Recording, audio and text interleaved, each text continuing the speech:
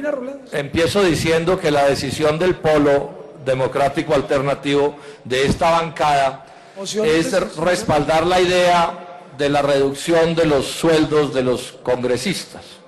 Esa es una posición que tenemos definida. La forma, bueno, se pueden hacer discusiones y sobre eso puede haber distintas posiciones, pero creemos que esa idea es una idea plausible y repito, nosotros respaldamos o respaldaremos una decisión en este sentido. Porque la verdad, colegas del Senado, es que es cierto que los sueldos de los congresistas o los ingresos sumados de los congresistas en Colombia son altos. Son altos, si ustedes los comparan en relación con el salario mínimo nacional, son altos. Si los comparan con el salario medio nacional o el sueldo medio nacional, el ingreso medio nacional, es alto, son altos. Si se comparan con los ingresos de otros congresistas del continente y a escala mundial, también son altos. Son altos, ese es un hecho que está allí. Inclusive hay una cosa que puede ser más preocupante. Es que una de las astucias que incluyeron en la Constitución del 91, como todo el libre comercio y todas las privatizaciones y el neoliberalismo, fue una fórmula curiosa calculada para que los sueldos de los congresistas en secreto subieran por encima de la inflación. O sea, de manera hábil, digamos, el Congreso se liberó, la clase política colombiana se liberó de tener que aumentarse los sueldos cada año, cosa que generaba muchas resistencias en la opinión pública. Entonces se inventaron una fórmula, y el problema no es tanto la fórmula, lo que pasa es que la fórmula la diseñaron de forma tal que los sueldos establecidos en la Constitución, o en ese momento en la vida del país, con esa fórmula se incrementaran en términos reales. La cifra es sencilla. De acuerdo con cálculos de mi oficina, entre 1995 y el año 2016, los sueldos o ingresos de los congresistas han aumentado 27% en términos reales. Ese es un hecho.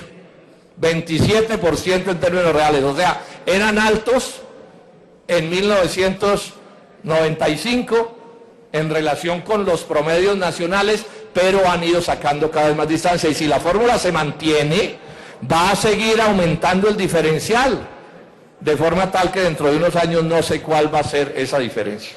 Ese es un hecho, y yo diría que esa es otra de las fallas lamentables de la Constitución del 91, fórmula que sus panegiristas se han encargado de silenciar de manera cuidadosa. Para lo que voy a seguir diciendo, señor presidente, voy a mencionar mi caso, para que no vaya a haber malas interpretaciones. El primer problema que hubo que resolver a mi familia el lunes siguiente al domingo del 2012 en que yo salí elegido, fue conversar con mi señora, porque mis hijos estaban muy chiquitos, fue decir, bueno, ¿y ahora qué vamos a hacer con esta montaña de plata que nos vamos a ganar? Porque yo en esos días era un profesor universitario en la Universidad Nacional que tenía como único ingreso el sueldo de un profesor universitario.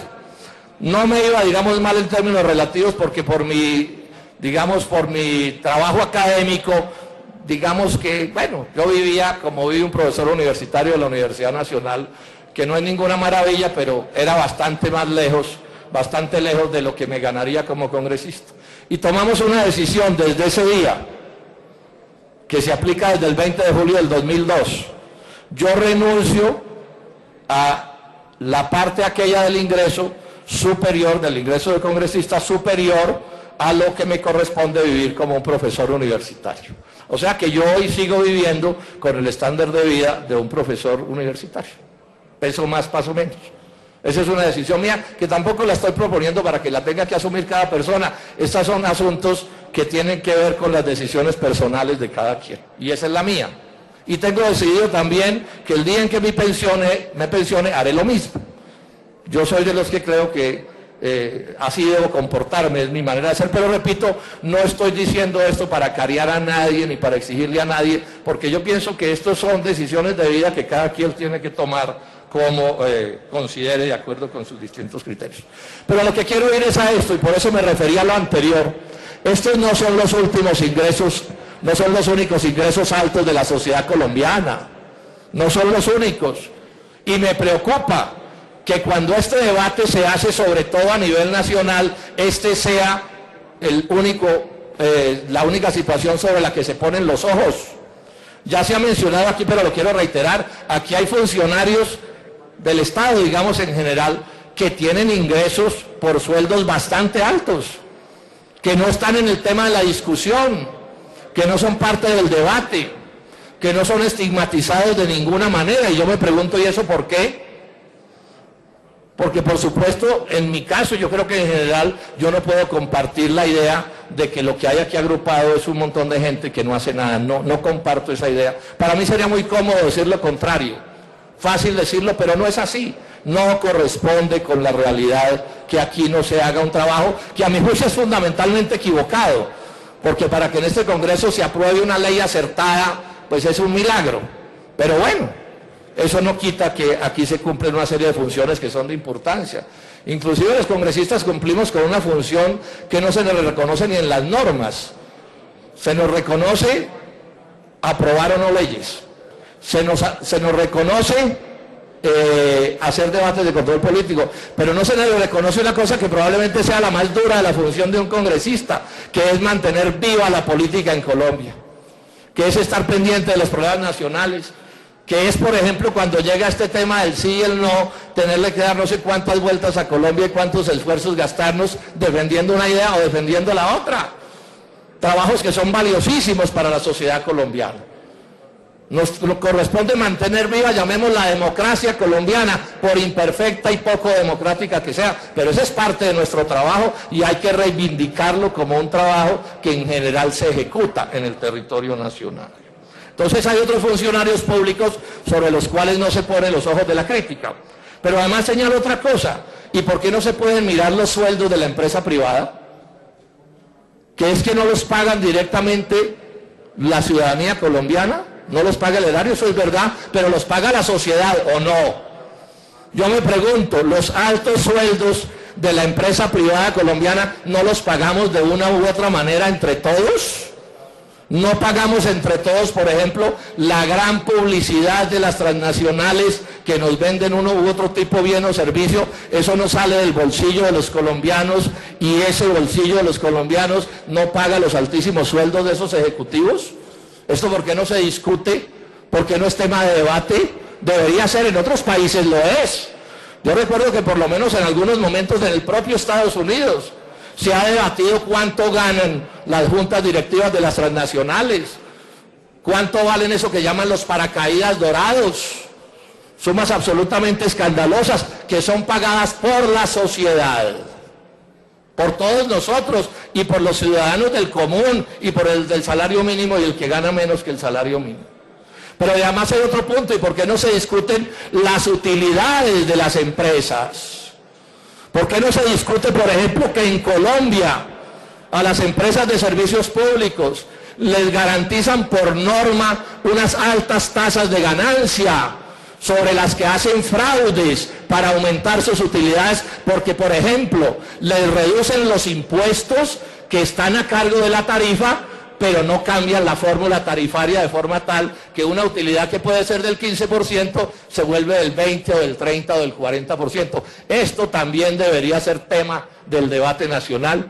Y no lo digo por el Congreso, porque aquí de alguna manera u otra estas cosas se discuten. En la Comisión Quinta de estos temas hemos hablado más de una vez en el caso de las tarifas de los servicios públicos, pero no se discuten entre los formadores de opinión de Colombia. Nadie habla de esto. Son secretos a voces cuidadosamente calculados para que estos temas no se digan. Entonces concluyo diciendo esto, que también es importante. Disminuyamos si se quiere y nosotros anunciamos nuestro voto a favor de disminuir los ingresos de los congresistas, pero que tampoco se le diga al país o se le insinúe o se le permite pensarlo siquiera que así se van a resolver los problemas nacionales. Ojalá fuera así de fácil.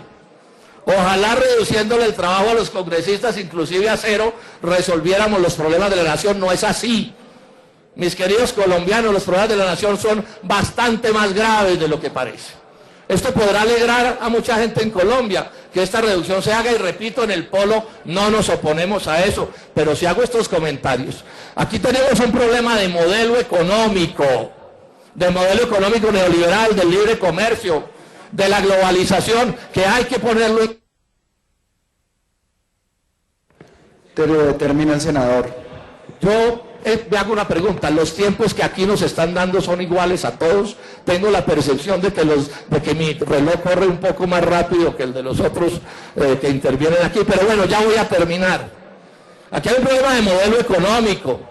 Colombia es uno de los países más desiguales del mundo y de América Latina, en parte, si ustedes quieren, una proporción seguramente pequeña por lo que ganamos los congresistas, pero en parte porque es un modelo económico, el neoliberal, montado para la desigualdad. Y este es un tema, si vamos a hablar de desigualdad, este debe ser un tema de discusión. Porque repito, bajémonos los sueldos, yo no tengo problema, el pueblo no tiene problema, pero yo pregunto a los que hacen matemáticas y cálculos sobre desigualdad, ¿en cuánto va a disminuir la desigualdad nacional con esto? Es una pregunta que yo me hago y que es pertinente que la discutamos. Repito entonces, en conclusión, la posición del Polo, no tenemos inconveniente, estamos de acuerdo en que los sueldos de los congresistas son altos, ojalá haya un acuerdo para bajarlos de alguna manera, porque eso requiere una reforma constitucional que es compleja de tramitar, pero miremos los otros asuntos y abramos el debate a todas las cosas y sobre todo, ni le digamos, ni le insinuemos a los colombianos que así se van a resolver los problemas del país, porque aquí hay un problema de modelo económico, de concepción, un modelo económico que no reparte bien la riqueza ni deja crearla. Senadores, y ya concluyo, no deja crear la riqueza el modelo económico. Tenemos una economía de mercado, un capitalismo de insignificantes $6.000 de producto per cápita, $500 mensuales. Un capitalismo de pacotilla que ni siquiera es capaz de generar empleo formal y que por supuesto genera todo tipo de desigualdades sociales. Muchas gracias, señor presidente.